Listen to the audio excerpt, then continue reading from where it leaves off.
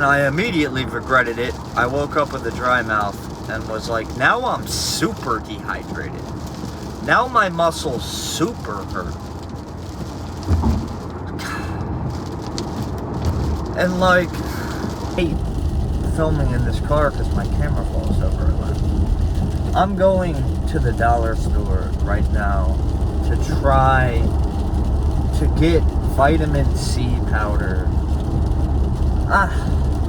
I don't know if that's a cop-out or not, but some people say if you take high doses of vitamin C, it eliminates withdrawal. And I think it does. I think I've done it a few times, and I was like, whoa. I don't know if that's the wrong decision. I don't know. But I'm like fiending for something. So I'm taking all these supplements, and I'm like, I don't know if they're doing anything.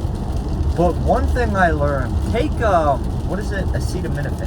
Tylenol. I took a Tylenol earlier, and my bone and muscle pain kind of went away for a bit.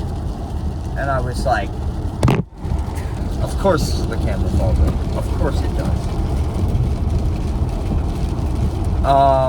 This ain't gonna be a long video, man. I just have an obligation to make them. And this is something that's been going through my mind for a couple days. I sound like I have a cold.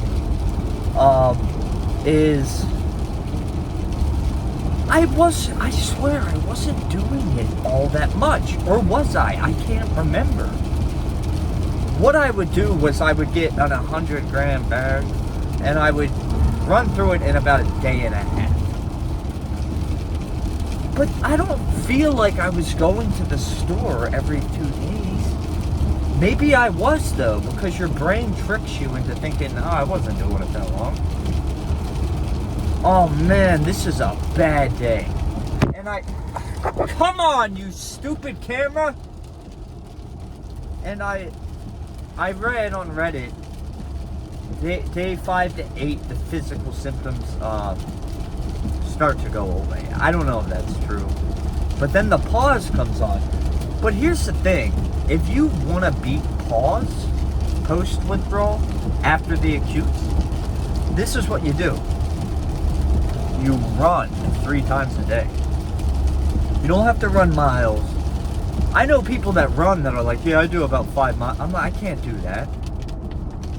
Plus, I smoke like 40 cigarettes a day.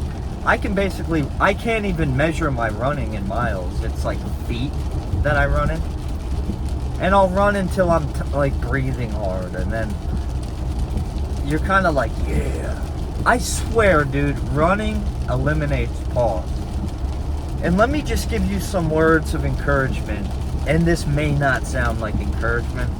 Because when you're on day 3 and you hear 60 days, oh man, that sounds like a lot. But I remember when I quit in 2017, I started feeling a lot better at day 60 to 70. I started to feel really motivated, and I started going to the gym at that time. It was the best time of my life. It was the first time in my life, well, maybe not in my life, but in my adulthood, where I realized, whoa, I can accomplish stuff. And I remember I would just lay in bed and look at the ceiling and just think. But here's the thing, it's not that bad, dude. Like, to keep telling yourself this, because I had a thought the other day. I should probably focus on the road more. I had a thought the other day. I said, what happens when you're on like 10 milligrams of clonazepam and you get locked up? And I Googled it, and I read this guy's story. He basically went insane for like 6 months in jail. He thought that he was on a spaceship and they were taking prisoners to space. Oh man, imagine that.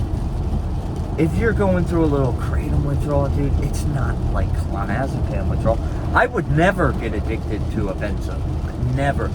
The longest I've ever taken a fucking benzo was 9 days. And for a couple of days, I just remember lights were really bright and I could hear ringing in my ears.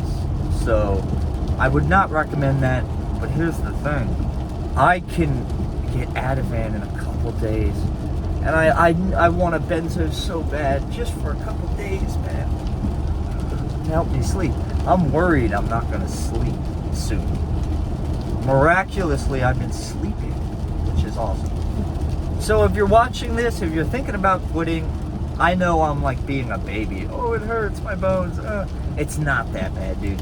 Like, I could walk with a pep in my step. Like, I actually have energy. If I had to work right now, I would probably be able to do it. And you can too. I'm not getting extreme sweating and stuff. I'm not getting, there's a lot of symptoms I'm not getting.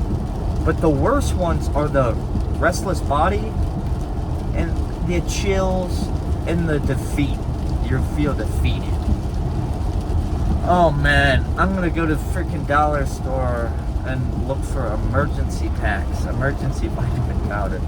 Because nobody carries vitamin powder. I called Rite Aids and stuff, and they were like, fuck off.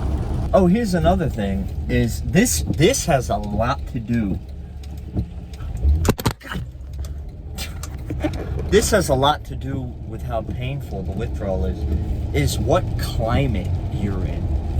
I have literally heard that if you go to rehabs in Florida, that the climate is better for your skin and you don't get the chills and the aches as much. And my house is old, and there's a lot of like cracks and doors that won't shut all the way, holes in that, not holes, but I don't think it's sealed up tight. So when it's like a humid day, literally I'll get my clothes out of the dryer, and like a day later they're like wet. They're in a perpetual state of just being a little wet, a little moist, which sucks. When you're in withdrawal, you want to feel dry and crisp. Oh man, I am so weak. And here's the thing, I couldn't even put pants on. I'm about to go into public with like pajama. Dude, I don't know what to do. Fuck you, cheap.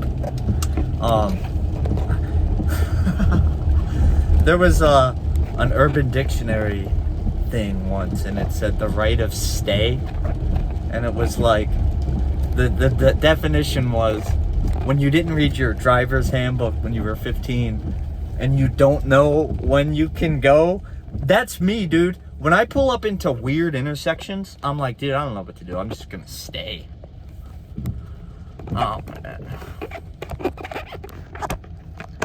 So, what is the message of this video?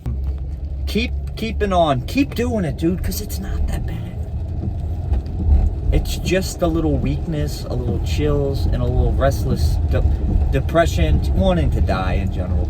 So you can get through that, dude. And don't worry about pause. I swear you can beat it by running 3 times a day.